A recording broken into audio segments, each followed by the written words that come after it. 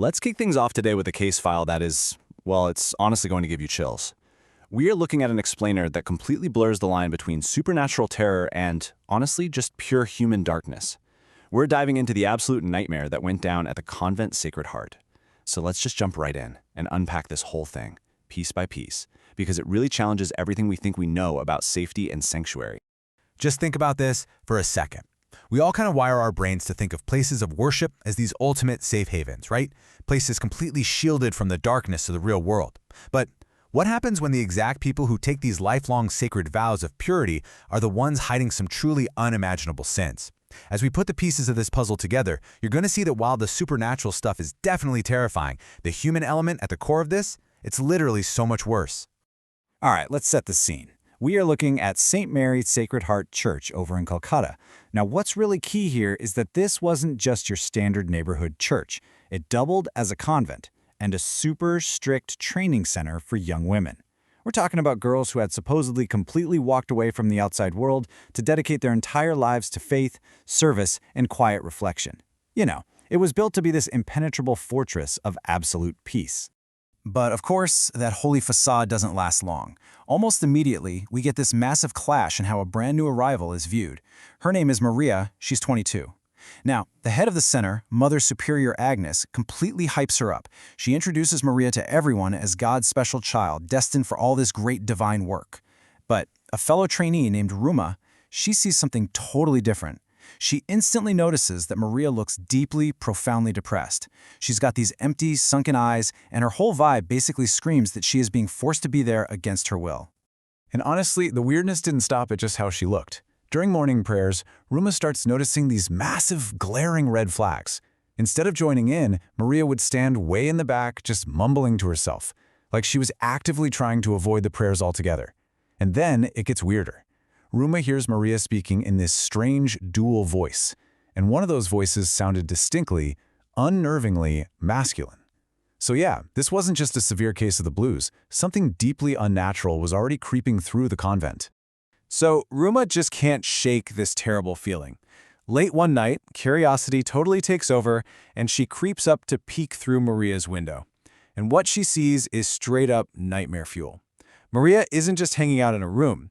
Her body is severely contorted, just twisted up in this chair like a broken doll.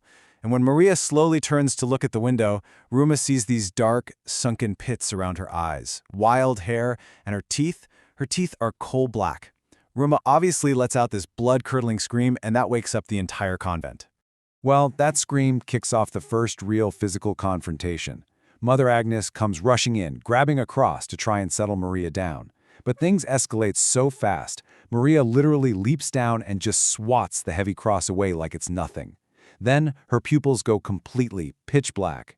And if that's not bad enough, Maria's own fingers snap backwards with this loud, sickening crack, and she lunges. She viciously bites down on Mother Agnes's hand like a wild animal. Okay, so now the local clergy are fully panicking. They realize they've got a serious, malicious, demonic force on their hands. Enter Father Steve. He rushes in to do an emergency intervention with intense prayers and holy water. But here is the wild part. When the holy water touches Maria's skin, it doesn't calm her down. It literally burns her. It raises these horrific acid-like blisters right in front of them. Eventually, the sheer physical toll of all this makes Maria pass out. And everyone foolishly breathes a sigh of relief, thinking, okay, the entity is gone. She wakes up weak, but she seems normal. Yeah, actually scratch that. That piece was a total illusion. After a few days of quiet, Maria asks for some food. But she doesn't just eat, she practically inhales it with this ravenous, animalistic ferocity, like she's been starving for years. And then comes the absolute proof that the demon never left. Her eyes go back to that terrifying dark void, and she suddenly starts speaking fluently in all these random foreign languages she absolutely couldn't have known. And the craziest part? Whenever these episodes stop, she has zero memory of any of it happening. At this point, the local priests throw their hands up. They know they are completely out of their depth. The entity is just way too powerful. So this sets the stage for a Friday night arrival of Father Edmund. He's this esteemed, heavy-hitting expert they bring in for the really complex, dangerous cases. It's time for a formal, high-stakes, grand exorcism. So let's get into the exorcism itself, because the phenomena they recorded here, absolutely off the charts. They've got Maria tightly bound to a chair, totally surrounded by holy water and lit candles, and as Father Edmund starts the ancient rites, the entity fights back hard. Maria starts switching between this innocent, crying baby's voice and this harsh, booming male voice.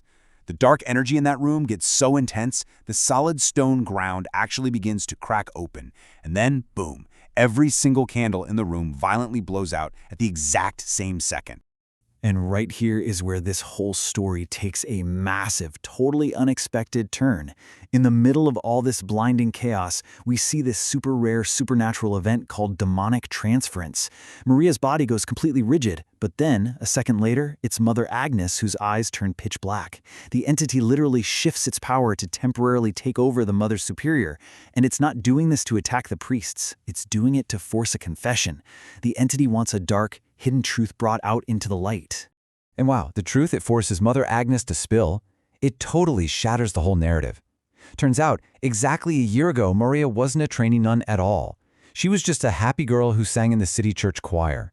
But she ended up in a forbidden affair with a young priest, Father Neil. Fast forward 4 months. Maria finds out she's pregnant, and she absolutely refuses to get an abortion, which obviously threatens Neil's whole reputation. So on a stormy night, Neil and Mother Agnes team up with a nurse, Julie. They secretly slip Maria medicine to force premature labor. The baby is born alive at 2 a.m., but to cover up their massive sin, Neil and Agnes take that defenseless, living newborn out to the church graveyard, and they bury the baby alive. It's just horrific. To cover his tracks, Neil lies to Maria and tells her the baby was stillborn. Maria is driven completely mad by this inconsolable grief. She essentially gives up on life and demands to become a nun just to hide away. But every single night at midnight, she goes out to the graveyard, crying right over the exact patch of dirt where her baby is buried, completely unaware of the truth. That extreme, devastating trauma, mixed with being in a graveyard at midnight, it basically acted like an open door. In her absolute despair, she unknowingly invited dark entities in, most importantly, the vengeful soul of her own murdered baby. Okay, so jumping back to the exorcism room, all the ugly secrets are out in the open now. The entity possessing Maria violently twists her arm backwards, literally shattering the bone, and it barks out this chilling, non-negotiable demand: call Neil. You see, these spirits didn't just show up to cause random chaos. They are here on a highly specific, targeted mission of judgment. So they hastily summon Father Neil to the room, and the second he steps through that heavy wooden door and realizes what's going down, Maria just locks eyes with him. She lets out this echoing, menacing laugh that would freeze your blood. Neil is paralyzed by sheer terror, trying to cower behind Mother Agnes. But it's too late. The demonic entities have exactly who they want, exactly where they want them. The hour of ultimate revenge is here. Then, out of Maria's mouth comes this guttural, haunting phrase, Ek Bap, Ek Hi Saja, which translates to one father, one punishment. It's just chilling. It reveals exactly why this is happening. The spirit of the murdered baby, backed by all these dark entities, is looking right at Father Neil. He was the biological father and a trusted father of the church, and he committed the most unthinkable betrayal just to save his own skin. Now, they are ensuring the supernatural punishment perfectly matches the crime. And this brings us to the fiery climax of the exorcism. It is pure, terrifying retribution. Suddenly, completely defying the laws of physics, both Father Neil and Mother Agnes are physically yanked up off the floor. They are just levitating high in the air. All those unlit candles scattered on the ground, they violently fly upwards and instantly ignite their clothes in this massive, roaring blaze. Neil is so terrified he just drops the holy water. No one in the room can even reach them. And right there, suspended mid-air, both Neil and Agnes burn to death, screaming as their sins finally catch up with them. So, what's the aftermath of something this apocalyptic? Well, it leaves this permanent, devastating scar on everyone. Maria actually survives physically, and she's rushed to the hospital, but she is left severely, permanently traumatized by the truth of her baby's murder and the possession itself. As for the churches, there's no coming back from a scandal and horror like this. Both the City Holy Church and Sacred Heart Church are permanently shut down and abandoned. And Father Edmund, the veteran exorcist, is left forever haunted by the sheer brutality of watching two people burn to death right in front of him. Which leaves us with a really unsettling final question to chew on. The entities willingly left Maria's body the exact second Father Neil and Mother Agnes died.